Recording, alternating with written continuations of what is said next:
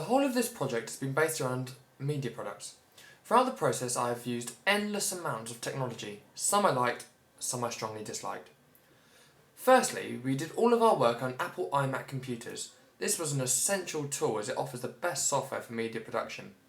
One problem with my Mac at home was that it isn't compatible with Microsoft products, making it hard to do work on the school's normal computer when a Mac wasn't available for use. The school's Mac, however, have Microsoft installed, so this kind of got rid of that problem altogether. We used a site called Blogger to upload every single bit of work we did, whether it be vital stuff or completely pointless things. Blogger was with me every step of the way from start to finish. Blogger is great as it is highly compatible with all products and really user-friendly. It allows you to follow people, giving me the opportunity to follow classmates and keep up with where they are at the project as opposed to myself maybe. I use two Microsoft products in my media work. I use Microsoft Word and PowerPoint. Word was usually used to create notes and drafts and most of my scripts. However, at home I do not have access to Word, so I used an alternative called Xword Free to conduct all of the same tasks as I did on Word at school.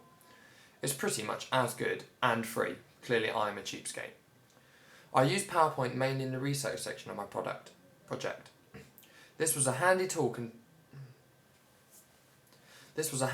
to construct analysis on past student work and real-life examples, giving me the option to place images and videos alongside the text I've written myself to support the imagery. Both of the Office programs are something I've grown up with and am very familiar with. Mac have done a good job of keeping them pretty much the same, with some differences, as they are on the Microsoft products. I used a JVC AVC HD video camera to shoot all of my footage in my music video. This is a good little camera, however I feel that it really needed touchscreen capabilities. Along with this, I used a tripod to steady my shooting. From the camera I would import my footage to iMovie, another editing software which is far more basic than Final Cut. From this I would put it onto Final Cut Express. 95% of all my editing was done on Final Cut Express. This is a really good editing software, mainly down to its massive variety of functions. There's so much you can do, and better still, it's quite easy. Some of the cool features I have used in my music video are colour manipulation and split screening. With Final Cut Express this is easy to do. At home, however, I have Final Cut Pro. This is a slightly more advanced version of Express. The only difference that I can see is the layout. And to be honest, I actually prefer Express. I used Pro at home and done this question and question 1 in my evaluation work using Pro. I didn't actually do any editing on Pro, I did it all at school on Express. YouTube was an essential tool for me throughout the project. Here I could watch music videos, tutorials, upload drafts and other various planning and research to put them onto my blog. I used a video from YouTube to get the audio for my song. I put the URL into a site called Video to MP3 and converted it into an MP3 and then put it into iTunes, which I could then put into Final Cut Express. This was really easy to do, so I was quite happy with the Video to MP3 site. The next most important online tool for me was Prezi. This is a highly interactive presentation creator. Prezi has a cleaner transaction process to it, which is why I prefer it over a traditional PowerPoint.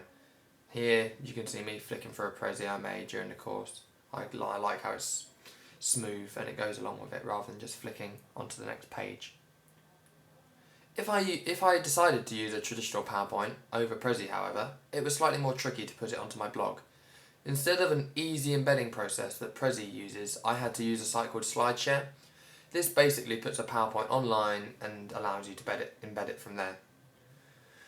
Throughout the course I used so many different websites. I would search for them using Google. The main websites I used were Facebook, Twitter, Wikipedia and TimeToast for conducting research mostly, and a website builder called Wix. Facebook and Twitter gave me access to thousands of people to acquire some research and mostly feedback, which was really easy to do. I could ask my friends to have a look at this and other people, they could share it so the video could go viral. I could gain people who I don't know's opinions who are quite important because their opinions won't be as biased as my friends. Wikipedia allowed me to search for literally anything and I could find out so many facts and figures about different music videos or artists or anything really. I could find out what things were and things like that. Wix is the best website builder I've ever used to date. It's really simple and has so many functions you can take advantage of. One criticism of it though would be the fact that there aren't many fonts to choose from on the grand scale of things. This made it hard for me to match up fonts I liked with Photoshop, which I use to make my digipack, and LiveType, the software I use to put titles onto my music video. I just thought that the ones I liked weren't really there, so I had to opt out and choose a different one. Both LiveType and Photoshop are quite hard to really master, but once you've got the basic gist of it, you can really produce some quite good work. My mobile phone was another media that came in handy. I used it to take pictures, contact actors, and as a sat-nav to guide me to locations that I wanted to use in the car. I also used Apple built-in iSight to do videos of me talking. You can hear me in this one, this is what I'm using, and also in some analysis that I did, this Declan's one, and also the video I made for question 1 was used using iSight.